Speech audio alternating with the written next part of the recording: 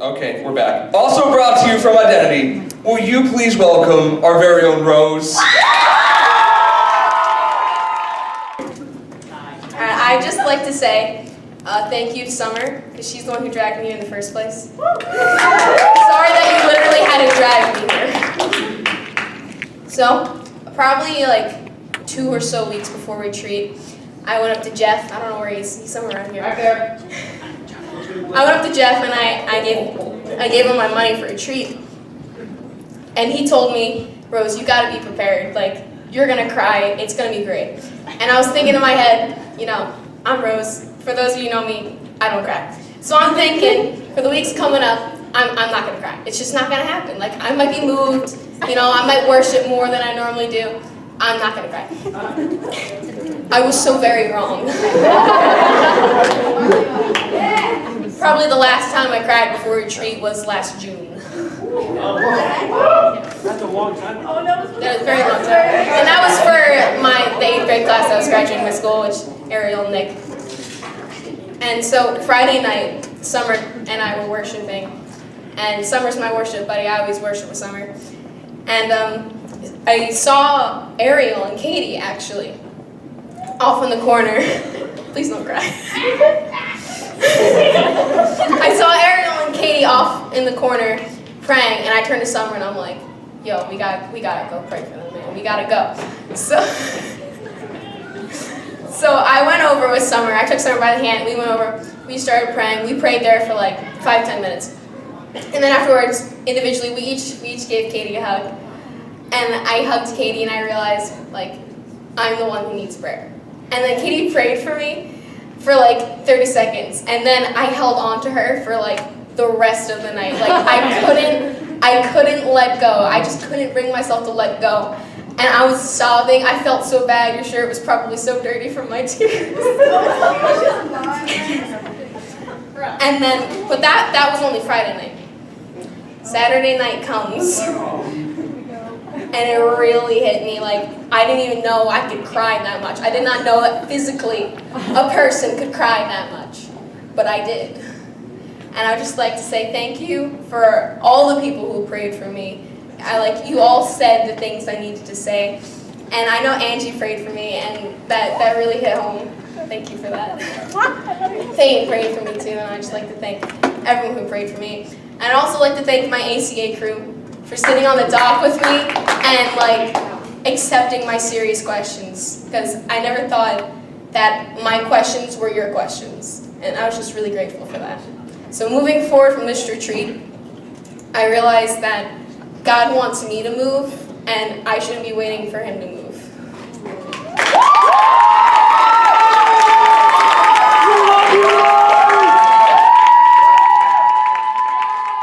From the word. Shark Bay, I was like they're trained to do it. Okay, please welcome Edward.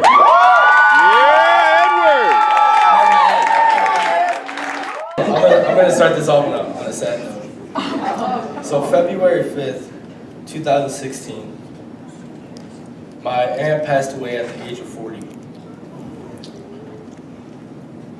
then about like a year and a month later, I signed up for a retreat. And the Galenas paid for me. And, we love you. So like Friday, like it wasn't that deep for me, but like the next day,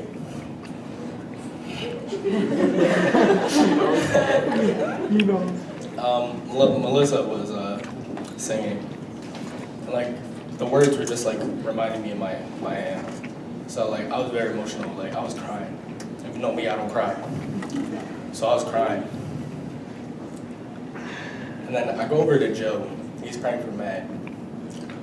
And he sees me crying. He's like, hey, get over it. So he starts praying for me. And like, I was just crying. And then Jeff comes over. He's like, do you accept Jesus as your Lord and Savior? And I was like, yes, I do.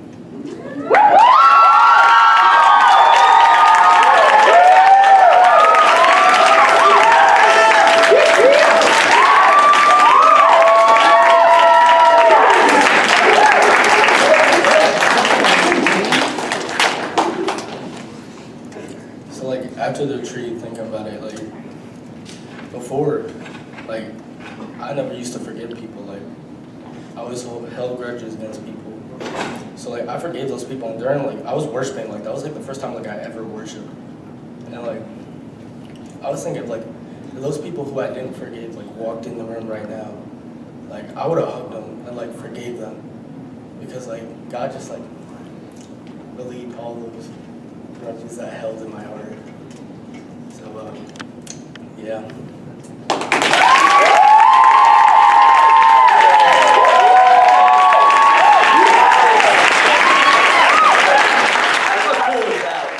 From Identity, please welcome Chrissy.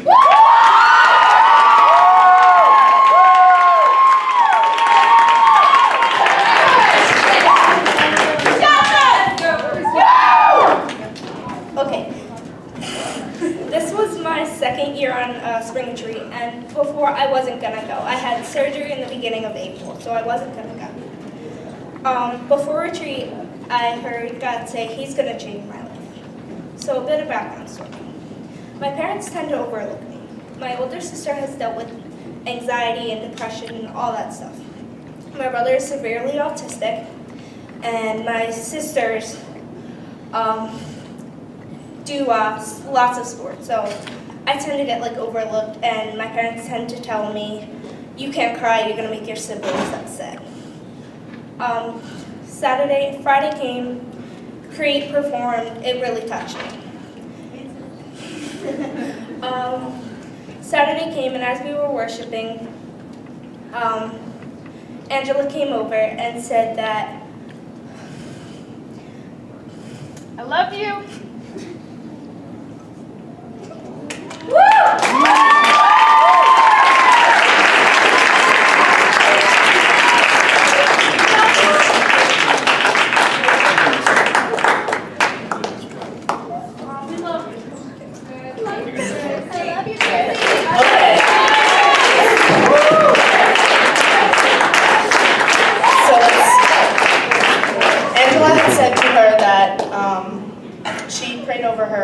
And she had said that God had loved her. Saturday night was the night that I gave my heart to God.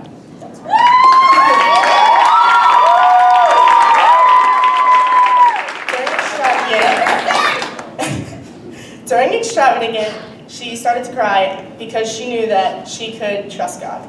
She met Gianna during retreat, and she was talking to her about her family and how her parents told her things that that you shouldn't tell anyone, or that they should stop crying because you'll make your siblings upset. She said that your life does not get better. After spring retreat, Chrissy's gonna make more time to read the Bible and be less afraid to talk to her friends about God in school.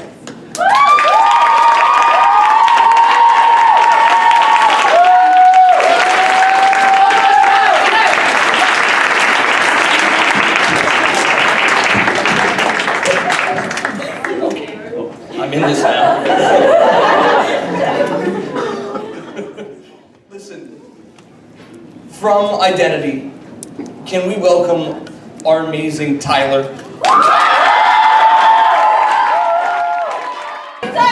Love you too, Katie. Hi. Okay. So first of all, before the retreat, I was hyped. But then when it came to the retreat, I was like, oh my gosh, this is going to be terrible, because I thought it was going to be like bland and it wasn't going to be like touching, and I thought I was not going to feel anything. But on Friday, it was like, oh my gosh, this is like, wow.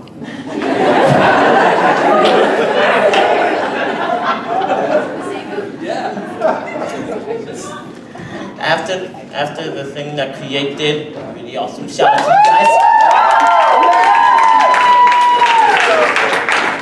Everybody was going to worship. Everyone was standing, but I was the only one sitting, and then I started crying. And if you know me, and you know why I'm crying. You know I don't cry.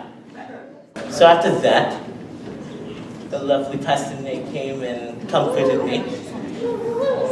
Yes. I was all like, what's up, man? You can't break this bond, I man. was like, I'm here.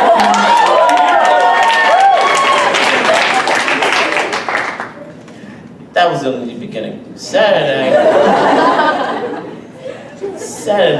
it was like moving. I didn't cry though, thank God. But I did manage to keep like praying and singing. And just so you know, I never really prayed and sang that much in my entire life.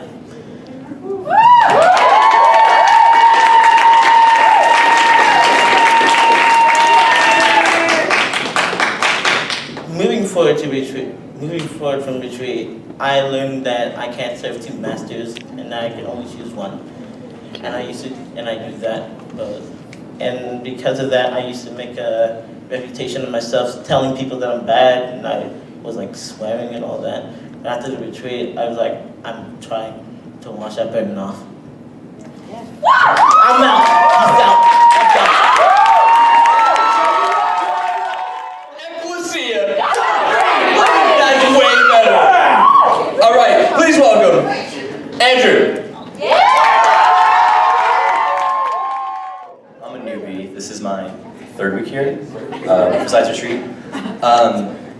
And because of that, I didn't really know what to expect going with you guys. I've gone on tons of retreats with my church. I was telling Jeremy about that on Friday. So we roll up Friday.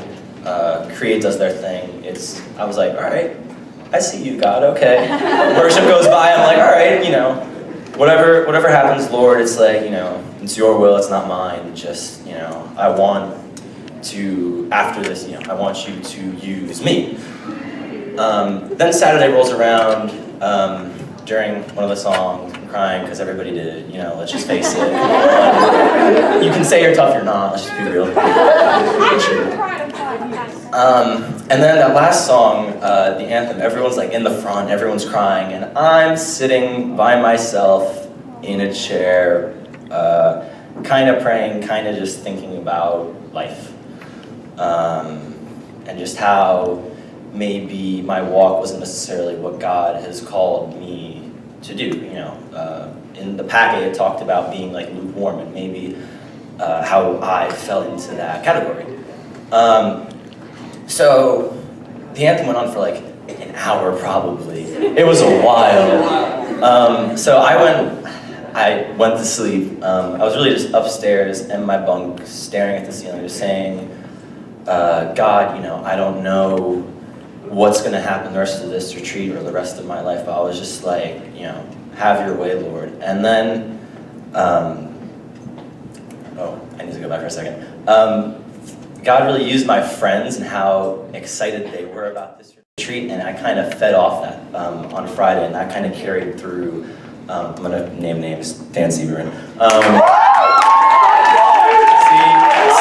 Seeing the look in your eyes on Friday and on Saturday just really it was awesome. It was really cool for an old man like myself to see someone so... What am I then? I was born in the 1900s too, Pastor Nate. But, so, all right, the day after, Monday, I'm home, you know, back to the routine. I went to Brookdale for orientation because I'm graduating. I'm PCR. And I'm walking around campus and I just see and hear all these things, and I think these are souls. These aren't just students who are here because they don't have money or they don't have this. These are people who, you know, don't have Christ. They're missing, you know, that part of their life, and just how I said to myself, you know, God, just use me on this campus next year. Use me on this campus when I'm there for events with crew, when I'm there with whatever. Just, so now I have I'm really pumped about what the next 18 months are gonna hold with me at Brookdale and me wherever else I am. And that really, the catalyst of that, I think, was that Friday night in that retreat. So yeah.